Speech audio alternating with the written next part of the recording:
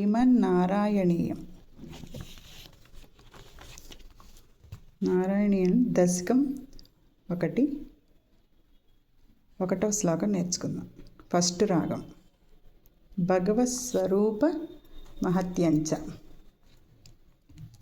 సాంద్రానందావబోధాత్మకం అనుపమితం కాలదేశావధిభ్యాం నిర్ముక్తం నిత్యముక్తం నిగమశతసహస్రేణ నిర్భాస్యమానం అస్పష్టం దృష్టమాత్రే పునరురుపురుషార్థాత్మకం బ్రహ్మతత్వం తత్తావద్భాతి సాక్షాద్గురుపవనపురే హంత భాగ్యం జనానాం. సాంద్రానందావబోధాత్మకం అనుపమితం సాంద్రానందావబోధాత్మకం అనుపమితం సాంద్రానందావబోధాత్మకం అనుపమితం కాలదేశావధిభ్యాం కాలదేశావధిభ్యాం కాలదేశావధిభ్యాం నిర్ముక్తం నిత్యముక్తం నిర్ముక్తం నిత్యముక్తం నిర్ముక్తం నిత్యముక్తం నిగమశతసహస్రేణ నిర్భాస్యమానం నిగమశతసహస్రేణ నిర్భాస్యమానం నిగమశతసహస్రేణ నిర్భాస్యమానం అస్పష్టం దృష్టమాత్రే అస్పష్టం దృష్టమాత్రే అస్పష్టం దృష్టమాత్రే పునరురుపురుషార్థాత్మకం బ్రహ్మతత్వం పునరురుపురుషార్థాత్మకం బ్రహ్మతత్వం పునరురుపురుషార్థాత్మకం బ్రహ్మతత్వం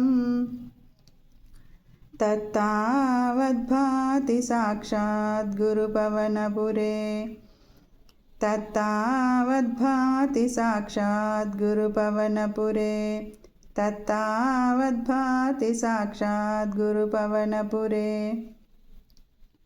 హంత భాగ్యం జనానాం హంత భాగ్యం జనానాం హంత భాగ్యం జనానాం. సాంద్రానందావబోధాత్మకం అనుపమితం కాలదేశావధిభ్యాం సాంద్రానందావబోధాత్మకం అనుపమితం కాలదేశావధిభ్యాం సాంద్రానందావబోధాత్మకం అనుపమితం కాలదేశావధిభ్యాం నిర్ముక్తం నిత్యముక్తం నిగమశతసహస్రేణ నిర్భాస్యమానం నిర్ముక్తం నిత్యముక్తం నిగమశతసహస్రేణ నిర్భాస్యమానం నిర్ముక్తం నిత్యముక్తం నిగమశతసహస్రేణ నిర్భాస్యమానం అస్పష్టం దృష్టమాత్రే పునరురుపురుషార్థాత్మకం బ్రహ్మతత్వం అస్పష్టం దృష్టమాత్రే పునరురుపురుషార్థాత్మకం బ్రహ్మతత్వం అస్పష్టం దృష్టమాత్రే పునరురుపురుషార్థాత్మకం బ్రహ్మతత్వం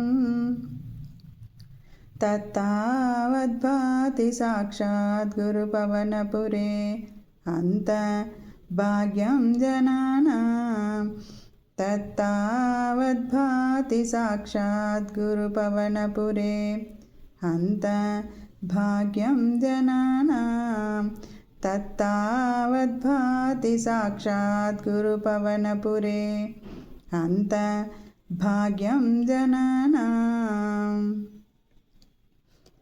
సాంద్రానందావబోధాత్మకం అనుపమితం कालदेशावधिभ्यां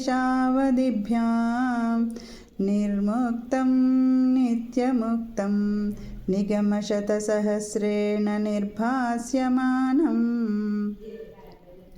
अस्पष्टं दृष्टमात्रे पुनरुरुपुरुषार्थात्मकं ब्रह्मतत्त्वं तत्तावद्भाति साक्षात् गुरुपवनपुरे हन्त भाग्यं जनानां सान्द्रानन्दावबोधात्मकम् अनुपमितं कालदेशावधिभ्यां निर्मुक्तं नित्यमुक्तं निगमशतसहस्रेण निर्भास्यमानम् अस्पष्टं दृष्टमात्रे पुनरुरुपुरुषार्थात्मकं ब्रह्मतत्त्वं